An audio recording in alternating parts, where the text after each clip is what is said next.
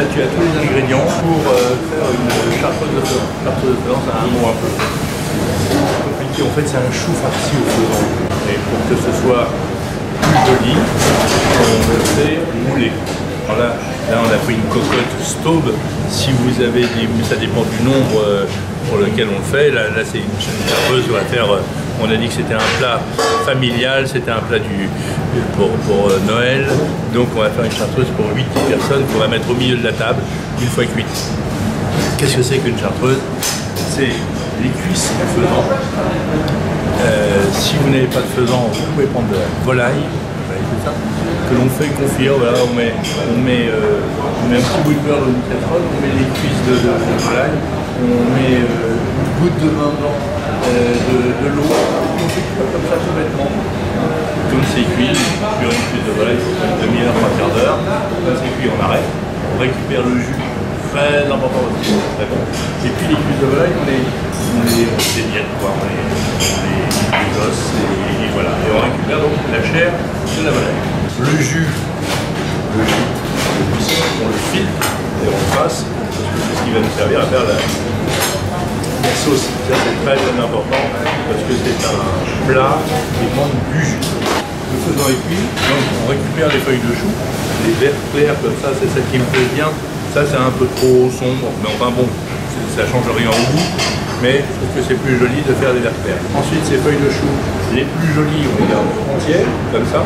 Les autres, on enlève la partie centrale, le nerveux central, et on les coupe avec un couteau pour en faire une espèce de petit julienne. Cette julienne, on la met dans un sautoir avec du beurre et du jus de faisan. Une partie du jus de faisan qui est servi avec le beurre. On le fait compoter. Ça devient ça. Voilà. Ça devient ça. Alors ça devient une espèce de compote d'embeurrer le chou. Un quart d'heure, pas plus, parce que le chou est cuit très vite. Donc à nouveau, je ne veux pas que la couleur disparaisse totalement. On a nos deux éléments principaux, le faisan, le chou.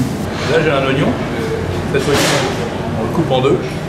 On fait des ciselles finement et puis on le fait revenir à nouveau dans un petit peu de beurre. Je ne veux pas que ça prenne trop de couleur, je veux que ça devienne comme une compote.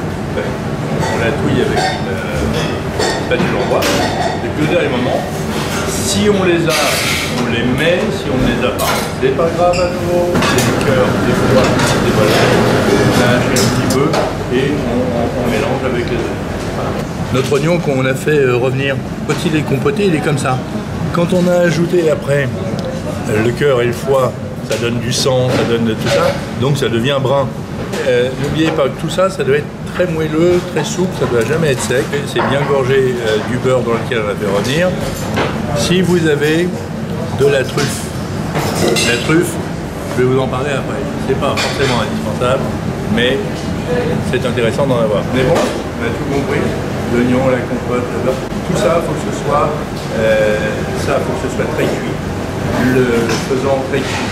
Le chou compoté très cuit, mais pas trop cuit. On est prêt, je vais procéder au montage. Là, on a des petites bandes de lard. Dans le lard, on l'achète chez son charcutier tout prêt. Ils vendent du lard tout cuit. On fait couper 4-5 bandes de lard. Là, c'est 4-5 bandes de carottes. Et là, ce sont des tranches de saucisse de Montbéliard. Les charcutiers vendent de la Montbéliard cuit, vendent du lard cuit. Il y a juste les carottes à faire. Ce sont plus des éléments de décoration que des éléments de goût. Mais ça procède d'une jolie présentation du plat. On fait un petit peu de saucisse de Montbéliard pour venir chemiser le moule et décorer la chartreuse.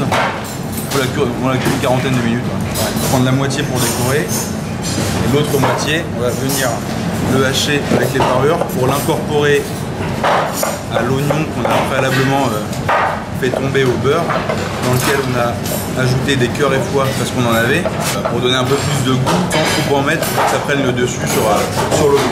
Toujours pour le décor de la chartreuse, on va tailler une tranche de lard cuit. On va venir bien les tailler lorsqu'on démoulera la chartreuse, soit assez jolie, pour faire des beaux rectangles.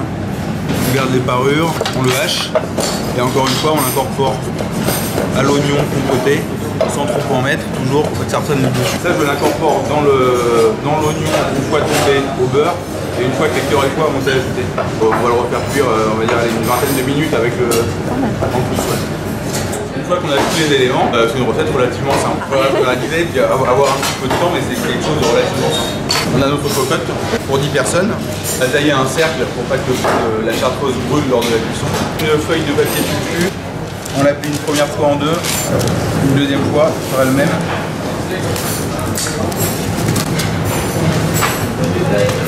Forme un triangle.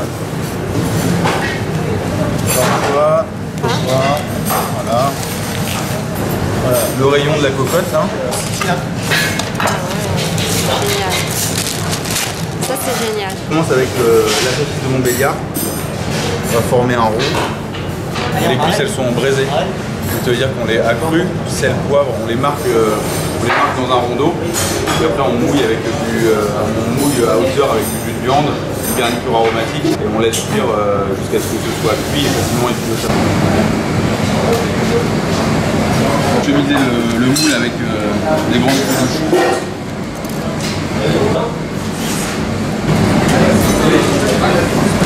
La nervure du chou elle est sur l'intérieur pour que lorsqu'on le démoule, ce soit plus joli. Pour les feuilles de chou là, qui vont servir à chemiser le moule de la chartreuse, entre 30 secondes et 1 minute. Après on va les refroidir parce qu'elle est suffisamment de tenue pour tenir le long des parois de notre moule. Tout est long dans cette recette en fait. C'est pas une recette, même si on achète le lard cuit, les saucisses cuites, c'est quand même pas une recette qu'on va faire en 2 secondes. En revanche, on peut la faire en avance et on est tranquille après. Exactement, après vous êtes tranquille. Il n'y a plus qu'à la réchauffer, à la démouler. Et il n'y a pas de tout le travail et tout est fait en amont, il n'y a pas de cuisson de minutes, il n'y a plus que de la réchauffe derrière. On peut la faire la veille pour le lendemain. Le moule il est chemisé de chou, on va pouvoir procéder au montage et au remplissage du moule. On commence par mettre un beurré de chou, on va monter successivement plusieurs couches d'ingrédients bien tassés. On va faire 3 cm. On rajoute un petit peu de truffe. L'idéal c'est d'avoir de la truffe fraîche en saison. On rajoute du jus de truffe encore. Ça c'est le bouillon, c'est le jus de cuisson des cuisses de faisan qu'on a gardé. On va venir en déposer à chaque étage du montage. Et on fait des couches identiques. Par contre le chou on aura 3 étages. On va mettre du chou, de l'oignon, de la viande, du chou, de l'oignon, de la viande et on finit par le chou. Et on tasse. On met un peu de jus de truffe. On passe à la viande. Pourquoi on rajoute du jus là-dedans? Parce que la viande de faisan, la viande de volaille comme ça a été bien cuite, c'est toujours un petit peu sec. Donc elle va compoter en même temps, elle va s'enrichir du goût du chou et du jus. On a un poivre.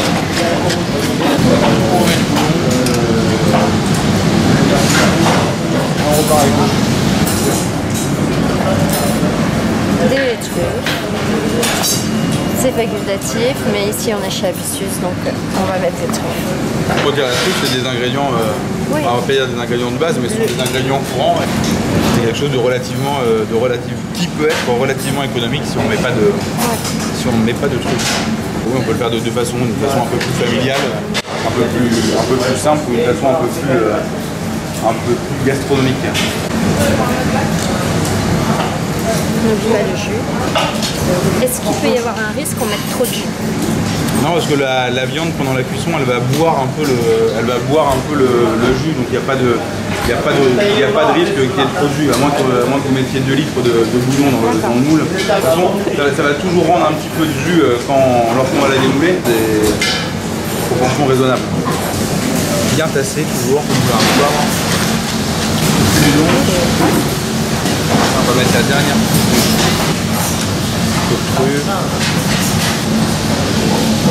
Tasse bien pour que quand on le démoule, il y ait de la tenue. Ça reste un jeu d'enfant, c'est vraiment un montage relativement simple. C'est inratable. La dernière fois du bouillon. Là on a la dernière couche, on referme avec le chou. Et quelques feuilles de chou au centre. Oui. de la chartreuse, on va la cuire 1h15, 1h30 parce qu'elle est vraiment grosse au bain-marie à thermostat 4,5, 120, 150 degrés. De l'eau déjà chaude, on met la cocotte dedans, dans le plat bain-marie. Voilà, de la cuillère par-dessus et on va venir déposer un poids. Alors là, en l'occurrence, on va mettre une casserole remplie d'eau pour vraiment que la chartreuse soit bien tassée, que l'intérieur soit bien tassé. Lorsqu'on démoule, une tenue parfaite. Vous la cuisez la veille, on la laisse refroidir à température ambiante. Là, vous la mettez au frigo. Et le jour J, vous la réchauffez toujours au bain-marie jusqu'à ce qu'elle soit chaude à cœur. Pour la réchauffer, parce que si elle sort du frigo, vous la réchauffez 3 quarts d'heure. 3 quarts d'heure toujours à 150 degrés. 150 degrés 150 degrés au bain-marie.